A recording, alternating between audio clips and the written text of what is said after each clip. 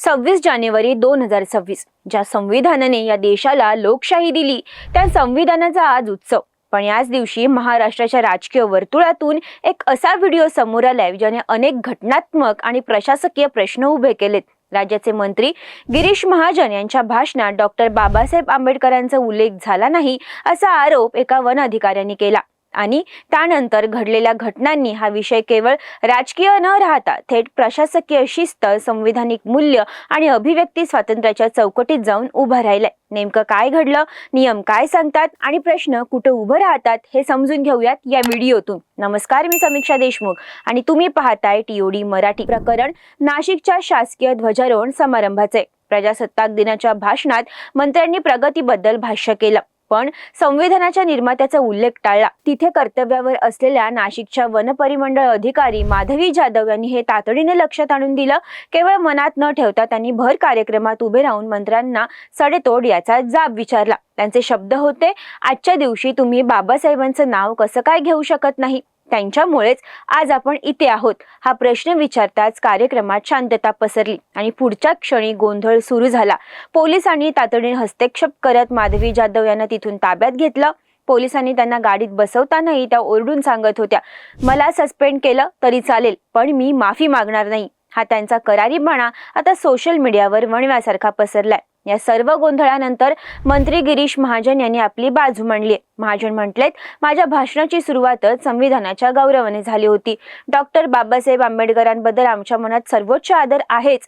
भाषणाच्या ओघात एखादा उल्लेख अनावधानाने राहून गेला असेल तर त्याचा अर्थ अपमान असा होत नाही। महाजन यांनी पुढे असंही स्पष्ट केलं की शासकीय कार्यक्रमात अशा प्रकारे व्यत्यय आणणं हे चुकीचं आहे आणि त्या महिला अधिकाऱ्याने शिस्त मोडली आहे।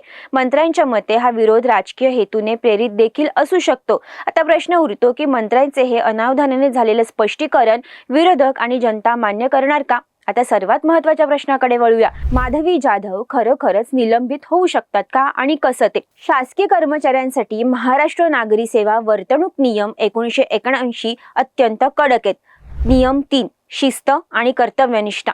लोकप्रतिनिधींच्या उपस्थितीत किंवा शासकीय कार्यक्रमात शिस्तभंग करणे हा गंभीर गैरवर्तन म्हणजेच ग्रॉस मिसकंडक्ट मानला जातो। नियम 7, टीकेवर बंदी। सरकारी कर्मचाऱ्याला सरकार किंवा मंत्र्यांच्या धोरणांवर सार्वजनिकरित्या टीका करण्यास मनाई आहे। या नियमांच्या आधारे त्यांच्यावर विभागीय चौकशी सुरू असून त्यांना निलंबित म्हणजे सस्पेन्शन देखील केलं जाऊ शकतं। सरकारी कामात अडथळा आणल्याबद्दल त्यांच्यावर कायदेशीर गुन्हेही दाखल होऊ शकतात।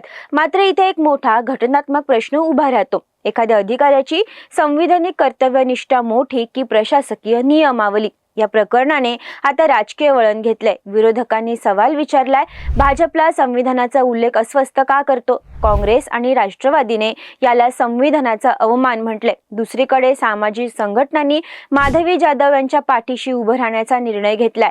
प्रशासकीय अधिकारी केवळ होला हो करणारे बाहुले नसावेत, तर त्यांनी संविधानाप्रती जागृत असावं हा संदेश या निमित्ताने गेला आहे। मात्र प्रशासनातील काही जाणकारांच्या मते अधिकाऱ्यांनी आपले म्हणणे मांडण्यासाठी सार्वजनिक गोंधळाऐवजी अधिकृत मार्गाचा अवलंब करायला हवा होता।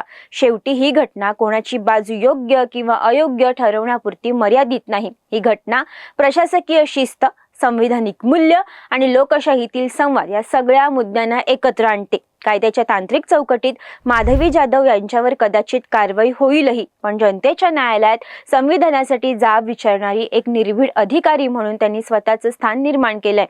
तुम्हाला काय वाटतं? मंत्र्यांचं स्पष्टीकरण समाधानकारक आहे का? आणि माधवी जाधव यांची पद्धत चुकीची होती की योग्य? तुमची मतं आम्हाला कमेंट्समध्ये नक्की सांगा। व्हिडिओ शेअर करा आणि टीओडी मराठीला सबस्क्राईब करायला विसरू नका।